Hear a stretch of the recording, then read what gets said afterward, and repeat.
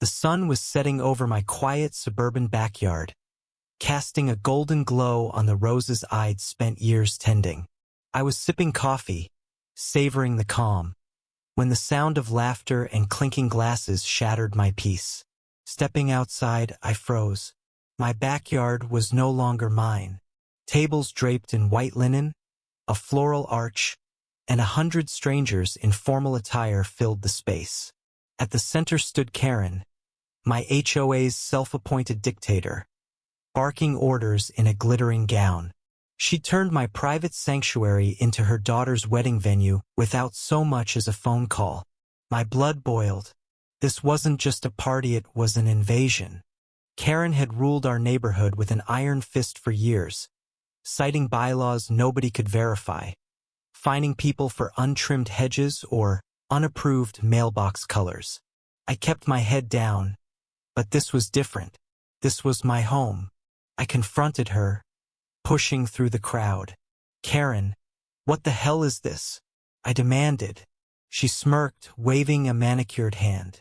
"Oh, relax, it's just one day. The HOA approved it." I laughed bitterly. "This is my property." Her eyes narrowed. "Check the bylaws, dear. Community spaces are flexible." My backyard wasn't community property, and she knew it. The audacity ignited something in me. I wasn't just angry, I was done. I stormed inside, my mind racing. Karen thought she could bulldoze me, but she'd miscalculated. I'd overheard her at an HOA meeting, bragging about dodging permits for her events. No permit meant no legal standing. I grabbed my phone and called my cousin, Jake, who worked at a local wildlife rescue. "Got any skunks ready for release?" I asked, half joking. Jake chuckled. "Funny you ask. We've got 3 due for relocation."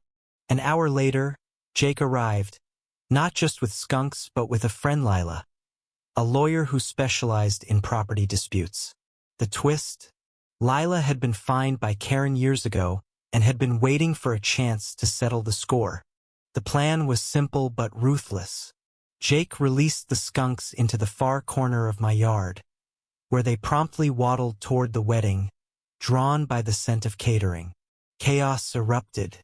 Guests screamed, chairs toppled, and Karen's daughter, in her pristine gown, fled as a skunk sprayed near the cake. Karen's face turned purple as she shrieked, "Who did this?" I stepped forward, calm but seething. "You trespassed, Karen. This is my land." She lunged, grabbing my arm, but Lila intervened, cool and professional. "Touch her again and we add assault to the lawsuit," she said, handing Karen a cease and desist letter. The crowd gasped. Karen's authority crumbled as whispers spread. Lila revealed Karen's history of forging HOA approvals, her bylaws a fiction she'd used to bully neighbors for years. The confrontation escalated as Karen tried to rally her guests, claiming I was the villain. But Lila was relentless, presenting documents proving my property lines and Karen's lack of permits. Neighbors, fed up with her reign, began siding with me. One, an elderly man named Tom, shouted, "She fined me for my dog's bark. She's a fraud." Karen's composure shattered. She screamed insults, but the crowd turned. Her daughter, humiliated, left in tears. The wedding was ruined, and Karen's reputation lay in tatters.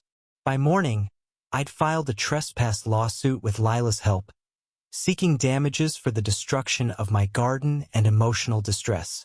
The skunks, bless them, were safely relocated by Jake. Weeks later, the lawsuit hit Karen hard. The court ruled in my favor, awarding me enough to rebuild my garden and then some. Karen was ousted from the HOA, her fabricated bylaws exposed. Neighbors shared stories of her overreach, from fake fines to threatening letters. She moved away, her influence erased. My backyard bloomed again, a symbol of resilience. I planted a new rosebush, naming it Justice in honor of the fight. Standing there, I realized this wasn't just about might, it was about standing up to bullies who think they own the world. Sometimes it takes a bold move, a few skunks, and a good lawyer to remind them they don't. What do you think? Was my skunk and lawsuit revenge justified, or did I go too far? Share your thoughts on what's right or wrong in this backyard battle.